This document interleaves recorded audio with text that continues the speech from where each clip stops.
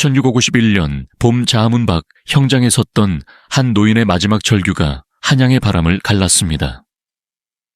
내가 조선을 판 것이 아니거늘 인조반정의 1등 공신에서 능지처참의 역적으로 김자점의 이름은 충성과 배신, 야망과 공포가 뒤엉킨 한 줄의 금으로 역사를 가릅니다. 그러나 아이러니하게도 그의 몰락은 한 개인의 타락만이 아니라 병자호란 이후 조선이 맞닥뜨린 국제질서와 파벌 정치를 비추는 거울이기도 했습니다. 화려한 권력 뒤에는 언제나 계산과 공포가 있었고 그 공포는 끝내 그를 집어삼켰습니다. 1088년 전라도 나주 인근 가난한 안동김씨 분가의 마루 끝에서 한 아이가 태어났습니다. 아버지는 점쟁이의 말에 따라 아이의 이름을 자점이라 지었습니다. 스스로 운명의 점을 찍을 사내 그 말은 축복이자 경고였지요. 궁핍은 일찍이 그의 가슴을 단단하게 말렸고 총명은 그 마른 심지에 불씨를 대주었습니다. 마을의 미신과 제의가 밤마다 골목을 채울 때 그는 서책을 붙잡고 글자 사이로 더 넓은 세상을 그렸습니다. 그러나 아이러니하게도 배움의 욕망은 곧 신분과 가난에 대한 분노와 결핍을 먹고 자랐습니다. 광해군대로 접어들며 조정의 균열이 커지자 그는 시류를 읽는 감각으로 서인들의 모임 가장자리부터 몸을 들이밀었습니다. 폭정은 오래 가지 못할 터 그는 비난의 수사 뒤에 자신의 미래 도면을 그려 넣었고 충성의 말끝마다 사적인 사다리를 한 칸씩 덧댔습니다. 변방의 서생에게 권력은 나라를 살릴 도구가 아니라 가난을 지우는 지우개이자 자기 증명의 무대였습니다. 훗날 사람들이 낙서라 부르는 그의 호처럼 그는 이미 마음속 벽에 한 획을 그어 두었습니다. 왕이 바뀌면 질서가 바뀌고 질서가 바뀌면 사람의 자리도 바뀝니다. 그는 그 바뀐 자리의 주인이 될 생각이었습니다. 충성의 언어로 야망을 감싸는 법, 그 기술은 이 무렵 완성되어 가고 있었습니다. 캬 23년 음력 3월의 새벽 차가운 바람이 창덕궁 담장을 스치던 그날 한 사내의 야망이 마침내 형체를 드러냈습니다. 김자점은 비밀리에 모인 서인들과 함께 어둠 속으로 걸었습니다. 손에 쥔 것은 칼이었지만 그의 눈빛엔 칼보다 차가운 계산이 빛났습니다. 오늘 우리가 실패하면 내일은 역적이다. 이 짧은 한마디는 목숨을 건 내기이자 그가 평생 믿어온 논리였습니다. 반정군이 궁궐을 점령하고 광해군이 끌려나가자 조선은 다시 서인의 나라로 돌아왔습니다. 능양군이 세왕 인조로 즉위하던 그 순간 김자점은 왕의 손을 굳게 잡았습니다. 경의 충성이 아니었다면 짐이 이 자리에 있을 수 없었을 것이다. 인조의 목소리는 떨렸지만 김자점의 눈동자는 이미 왕보다 높았습니다. 그는 정사공신 1등 한성부 판윤의 자리를 얻었습니다. 그러나 그에게 공신록은 끝이 아니라 시작이었습니다. 반정은 그에게 단지 왕을 바꾸는 일에 불과했습니다. 진짜 목표는 나라의 주인을 바꾸는 것이었지요. 궁궐의 정전에서 그는 늘 절을 했지만 그 절에는 충심이 아니라 계산이 있었습니다. 왕은 나를 믿는다. 그 믿음은 곧 나의 칼이다. 그는 자신을 반정의 설계자이자 조선의 새 질서를 짜는 건축가라 여겼습니다. 그가 거울 앞에서 관복의 옷깃을 고쳐 매던 밤 그 표정에는 이미 충신의 가면을 쓴 권력자의 얼굴이 있었습니다. 그날 이후 김자점의 삶은 더 이상 개인의 생애가 아니었습니다. 그것은 권력의 연극이었고 그는 그 무대의 주연 배우가 되었습니다. 인조반정의 영웅으로 등극한 김자점은 처음엔 겸손한 얼굴을 하고 있었습니다. 그러나 그의 마음속에서는 이미 조정을 바둑판처럼 계산하고 있었습니다. 겉은 연합이요, 속은 지배다. 그는 그렇게 속삭였지요. 남인과 서인을 아우르는 듯한 제스처를 취했지만 실상은 인사권과 재정을 손아귀에 넣기 위한 치밀한 연출이었습니다. 이원익을 영의정으로 청거해 조정의 균형을 맞추는 척했지만 그 뒤에서 모든 결정권은 김자점의 손끝에서 내려졌습니다. 신하들은 겉으로는 고개를 숙였지만 속으로는 그를 가면을 쓴 여우라 불렀습니다. 그는 백성의 고통을 걱정하는 척 상소를 올렸습니다. 전하 백성의 세금이 과중하옵니다. 산릉 수리 인력을 줄이시옵소서. 그러나 그 상소가 통과된 뒤 줄어든 세금은 백성에게 돌아가지 않았습니다. 그것은 곧장 그의 사재로 흘러 들어갔습니다. 명분은 정의였고 실리는 탐욕이었습니다. 사람들은 그가 지나가면 길게 엎드렸지만 눈빛에는 공포가 스쳤습니다. 권력은 공포로 유지된다는 사실을 김자점은 누구보다 잘 알고 있었습니다. 그의 세도는 조정의 공기를 바꾸어 놓았습니다.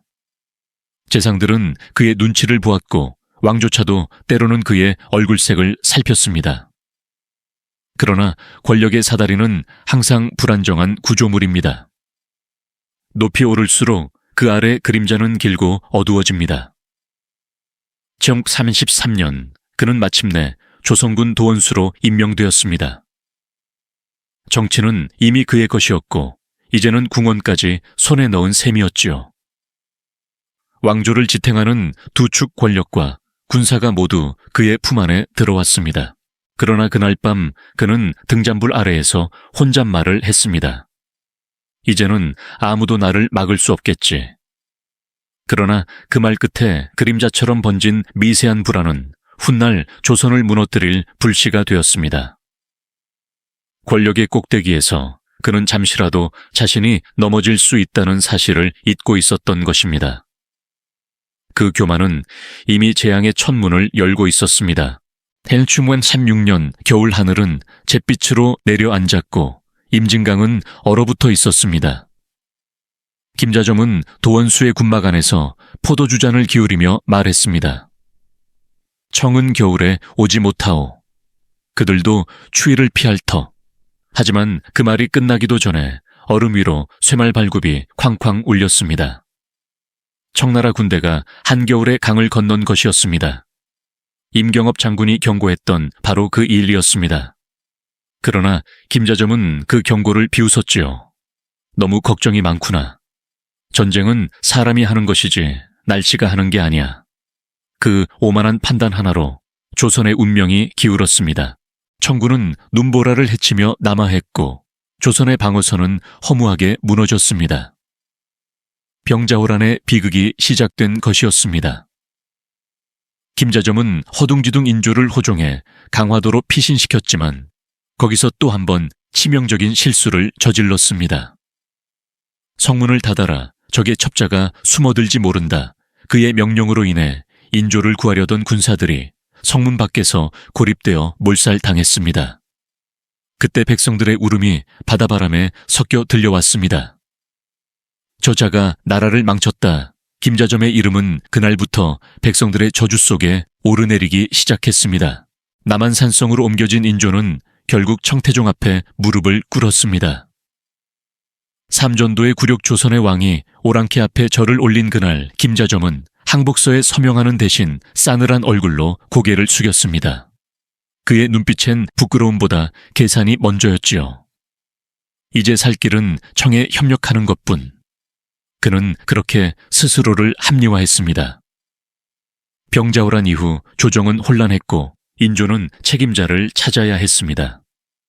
하지만 김자점은 기가 막히게 상황을 뒤집었습니다. 신의 명이 늦었을 뿐입니다. 백성들의 피해를 최소화하려 한 것이옵니다. 인조는 흔들렸고 그 틈에 김자점은 다시 자리로 돌아왔습니다. 그는 변신이 빠른 사내였습니다. 이번엔 친청파의 얼굴로 돌아왔습니다. 나라를 위해서가 아니라 자신을 지키기 위해서였지요. 왕을 위해 피를 흘린 영웅은 사라지고 권력을 지키기 위해 나라를 팔아넘긴 탐욕의 관리만이 남았습니다. 역사는 그를 그렇게 기억하기 시작했습니다. 그리고 그 순간부터 김자점의 몰락은 이미 시작되고 있었습니다. 병자호란이 끝난 뒤 한양의 조정은 얼어붙은 공기 속에 숨을 죽이고 있었습니다. 그러나 그 속에서 김자전만은 오히려 더 단단히 자리 잡았습니다. 그는 청나라 사신을 맞이하는 의식을 총괄하며 표면상으로는 조선의 외교를 이끄는 충신으로 실상은 권력을 쥔 중개상으로 변했습니다. 청과의 모든 교류는 그를 거쳐야만 했고 그 과정에서 막대한 이권이 그의 손으로 흘러들었습니다. 조선의 굴욕은 그의 부가 되었고 나라의 상처는 그의 사치가 되었습니다. 그는 서양 물건을 들고 돌아온 소현세자를 향해 비열하게 웃었습니다. 세자는 청의 사람일 뿐이다. 조선을 위태롭게 할 자. 세자의 개혁적 사고와 새 문물에 대한 열정은 김자점에게 두려움이었습니다. 세자가 살아있는 한 그의 권력은 언제든 무너질 수 있었지요.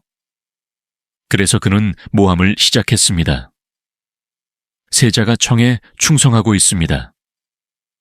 조선의 전통을 버리고 그들의 복장을 따르고 있습니다. 인조의 마음은 흔들렸고 불신의 씨앗은 서서히 자라났습니다.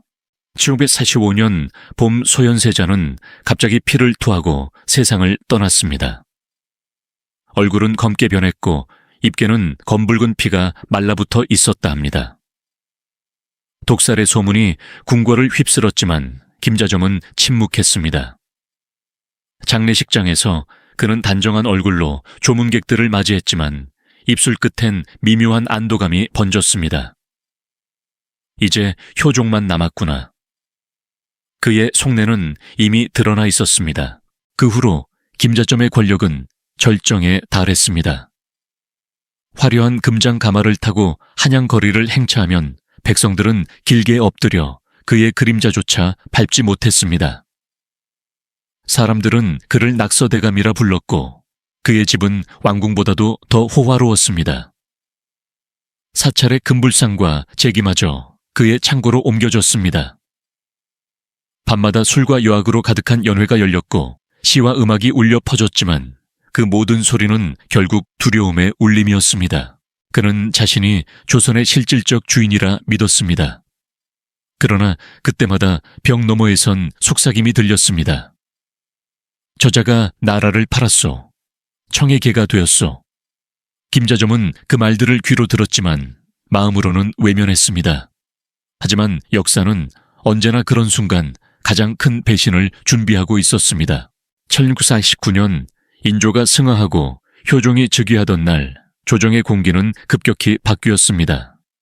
청나라에서 볼모로 지내며 치욕을 직접 경험한 효종은 북벌의 의지를 숨기지 않았고 송시열과 같은 강경파 살인들이 조정의 새 중심으로 떠올랐습니다. 조선은 이제 다시 복수의 왕조를 꿈꾸고 있었지요. 그러나 그 변화는 곧 김자점에게 재앙의 신호로 다가왔습니다. 그는 누구보다 잘 알고 있었습니다. 북벌이란 곧 자신과 같은 친청 세력의 종말이라는 것을.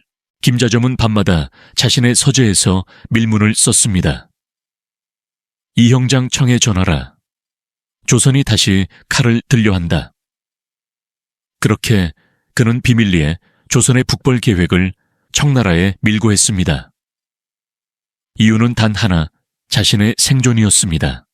그는 충신의 가면을 벗고 다시 배신의 길을 택했습니다. 그러나 이번에는 운명이 그의 편이 아니었습니다. 청 사신들이 분노하며 조선을 추궁하자 조정은 공포에 빠졌습니다. 그리고 그 혼란 속에서 김자점은 자신의 정적들을 제거하려 했습니다. 이 모든 소문은 송시열과 살인파의 모략이옵니다. 하지만 그 계략은 이번엔 통하지 않았습니다. 밀고의 흔적이 밝혀지자 김자점의 이름은 다시 한번 역적의 명부에 올랐습니다. 나라를 팔아먹은 자 김자점. 효종의 분노는 그 어떤 전쟁보다 뜨거웠습니다. 왕의 눈빛이 싸늘하게 식어갈 때 김자점의 권력은 이미 재처럼 흩어지고 있었습니다. 그는 영의정 자리에서 파직되어 강원도 홍천으로 유배되었고 그가 자랑하던 저택은 몰수되었습니다. 홍천의 겨울은 혹독했습니다. 눈보라가 산길을 덮을 때 김자점은 초라한 방 한켠에서 혼잣말을 했습니다. 내가 조선을 팔았다고 나는 그저 살고자 했을 뿐이다. 그 말은 변명인지 후회인지 혹은 아직 남아있는 오만의 잔향이었을까요? 그는 매서운 바람 속에서도 여전히 희망을 버리지 않았습니다. 청이 나를 다시 불러 세울 것이다. 그러나 바람은 대답하지 않았습니다. 권력의 꼭대기에서 세상을 내려다보던 사내가 이제 눈 덮인 유배지에서 하늘을 올려다보며 구원의 조짐을 기다리고 있었습니다. 그 기다림은 곧 절망으로 바뀌어 갔지요. 1650년 여름 홍천에 유배지에 먹구름이 드리웠습니다. 그날 아침 말발굽 소리가 들려오더니 관군이 문을 두드렸습니다. 역적 김자점 아들 김익이 역모를 꾀했다. 그 한마디로 그의 마지막 희망은 무너졌습니다. 김자점은 편지를 들고 한참 동안 아무 말도 하지 못했습니다. 이가 네가 어찌 이런 어리석은 짓을. 그러나 아들은 이미 체포되어 끌려가고 있었습니다. 아버지의 몰락을 되돌리려 한 아들의 충성은 결국 가문 전체를 파멸로 이끌었습니다. 그날 밤 김자점은 감방의 차가운 벽에 머리를 기댄 채 중얼거렸습니다. 내가 욕망으로 쌓은 성이 내 피로 무너지는구나. 이 소식은 곧 조정으로 전해졌습니다. 송시열과 사림들은 기다렸다는 듯 상소를 올렸습니다. 김자점은 역적이요. 그 일가를 멸문해야 합니다. 효종은 더 이상 망설이지 않았습니다. 그의 죄는 나라를 2번 팔아먹은 것과 같다. 조정의 명령은 번개처럼 내려졌습니다. 김자점은 다시 한양으로 압송되었고 그를 방했던 궁궐은 이번엔 냉정한 재판정으로 바뀌었습니다. 그의 죄목은 길었습니다. 반정 이후에 오만 병자호란의 실책 소현세자 모함, 그리고 청에 대한 밀고, 모든 것이 낱낱이 드러났습니다. 이제 그를 두둔하는 이는 아무도 남지 않았습니다. 그는 마지막으로 변명하려 했습니다. 내가 나라를 팔았다 한들 그대들은 백성을 구했는가? 그러나 그 말은 곧 욕설에 묻혔습니다. 효종의 명이 떨어졌습니다. 김자점 능지처참에 처하라. 그 소식이 퍼지자 한양의 백성들이 웅성거렸습니다. 그가 드디어 대가를 치르는구나. 사람들은 그를 조롱했지만 몇몇 노인은 고개를 숙였습니다. 80이 넘은 노인에게 능지라니. 그러나 역사는 그만큼 냉정했습니다. 권력을 신의 자리에 올렸던 사내는 이제 인간 이하의 형벌로 끝을 맞이하게 된 것입니다. 김자점은 그날 밤 형장으로 끌려가기 전 마지막으로 창문 밖을 바라보았습니다. 멀리 보이는 경복궁의 지붕이 어쩐지 낯설게 반짝이고 있었습니다. 저곳이 내 세상이었지. 그의 입가에 쓴웃음이 번졌습니다.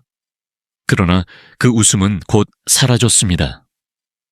새벽의 형장은 이미 그를 기다리고 있었기 때문입니다. 1691년 4월 한성 동대문 밖 자하문 형장. 봄 햇살 아래 피비린내가 감돌았습니다. 수많은 백성들이 모여들었고 모두가 숨을 죽였습니다. 쇠사슬에 묶인 차에 끌려온 노인은 이미 백발이 눈처럼 희었습니다. 죄인 김자점 나라를 팔아넘긴 역적으로 능지처참에 처한다. 집행관의 외침이 하늘을 찔렀습니다. 김자점은 잠시 하늘을 올려다보았습니다. 흐릿한 시야 속에서 그는 중얼거렸습니다. 내가 조선을 판 것이 아니거늘 전하 어찌 이리 나를 버리시나이까. 그러나 대답은 없었습니다. 대신 도끼날이 햇빛을 받아 번뜩이며 내려왔습니다. 첫 번째 단칼에 왼팔이 떨어졌습니다. 형장의 군중들이 숨을 삼켰습니다. 피가 돌 위로 튀었고 바람이 그 냄새를 멀리 실어갔습니다. 두 번째 도끼가 내리칠 때 김자점의 목소리가 갈라졌습니다. 나는 충신이었노라. 나는 나라를 위해. 하지만 그 말은 끝맺지 못한 채 고통에 묻혔습니다. 세 번째, 네 번째 도끼가 그의 다리와 몸통을 베어냈습니다. 피가 샘처럼 솟구쳤고 한때 조선을 흔들던 권력자는 이제 조용히 무너졌습니다. 그의 머리는 잘려 성문 위에 걸렸고 그의 시신은 사방으로 흩어졌습니다. 백성들은 침묵했습니다. 누구도 그 고통을 마주보고 싶지 않았습니다. 그날 하늘은 이상하리만큼 맑았습니다. 마치 모든 걸 씻어내려는 듯 했습니다. 그의 화려한 저택은 이미 몰수되어 폐허가 되었고 남은 가족들은 노비로 팔려갔습니다. 김자점의 일가 조선의 권력과 재물을 독점했던 가문은 하루아침에 사라졌습니다. 그날 형장을 떠나던 한 사관은 조용히 일기에 적었습니다. 김자점 그 이름은 스스로 점을 찍어 운명을 닫은 자. 한 인간의 탐욕이 만들어낸 최후의 점 디안, 그것이 바로 그의 이름이자 생의 마침표였습니다. 사람들은 그를 역적으로 기억했지만 그 잔혹한 최후 속에는 권력의 무상함이 고스란히 새겨져 있었습니다. 피로 쓴 마지막 교훈이었습니다. 권력은 인간을 신으로 만들지만 신이라 착각한 자는 언제나 인간으로 죽는다. 그 문장은 조선의 한 페이지에 그리고 후세의 경고로 남게 되었습니다. 김자점이 죽은 뒤 조선의 궁궐은 깊은 정적에 잠겼습니다. 효종은 차가운 눈빛으로 명했습니다. 이제 김자점의 이름을 역사에서 지워라.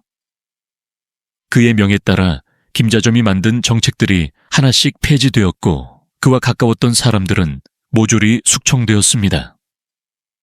조정은 다시 북벌을 준비하며 송시열을 비롯한 신진사림을 등용했습니다.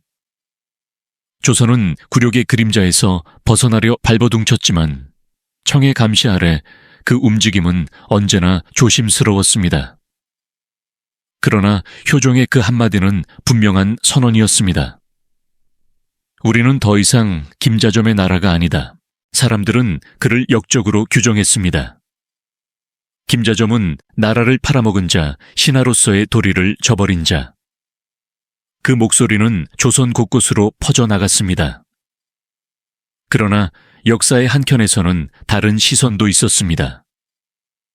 몇몇 사대부들은 조용히 속삭였습니다. 노인에게 능지라니. 너무 잔혹하지 않은가? 하지만 그들의 목소리는 작았고 곧 사라졌습니다. 조선은 정의의 이름으로 잔혹함을 정당화할 수 있는 나라였으니까요. 그로부터 세월이 흘러 사관들은 김자점의 이름을 역사책의 구석에 기록했습니다. 그러나 그 기록은 단순한 비난이 아니었습니다. 그는 시대의 산물이었다. 혼란의 시대는 언제나 야망가를 낳고 야망은 늘 파멸로 끝난다. 그렇게 김자점의 생은 한 인간의 탐욕이자 한 시대의 거울이 되었습니다. 그의 이야기는 결국 우리에게 질문을 던집니다. 충성과 배신의 경계는 어디인가? 나라를 위한 행동과 자신을 위한 행동은 어떻게 구분되는가? 김자점은 스스로를 충신이라 믿었지만 그 충성은 언제나 자신에게 향해 있었습니다. 그가 두려워했던 것은 나라의 멸망이 아니라 자신의 몰락이었으니까요. 역사는 냉정하지만 동시에 인간적입니다.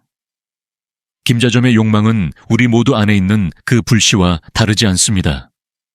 단지 그는 그 불을 멈출 줄 몰랐을 뿐이죠. 권력을 쥔 순간에도 그것이 자신을 태울 거라는 사실을 모른 채 말입니다. 결국 김자점의 생은 스스로 점을 찍은 운명의 기록이자 권력의 불은 따뜻하지만 오래 바라보면 눈이 멀게 된다는 영원한 경고로 남았습니다. 김자점의 삶은 조선의 권력 구조를 비추는 가장 잔혹한 거울이었습니다. 한때 인조의 손을 잡고 경의 충성이 아니었다면 내가 이 자리에 있지 못했을 것이다 라는 칭송을 받던 사내가 불과 30년 뒤 능지처참의 형틀 위에서 내가 조선을 판 것이 아니거늘 이라 외치며 피를 토했으니 그것이 권력의 덧없음이 아니고 무엇이겠습니까? 그는 분명 뛰어난 두뇌와 정치 감각을 지녔던 인물이었습니다. 그러나 그의 지혜는 언제나 자신을 향했고 그의 충성은 언제나 조건이 붙어 있었습니다.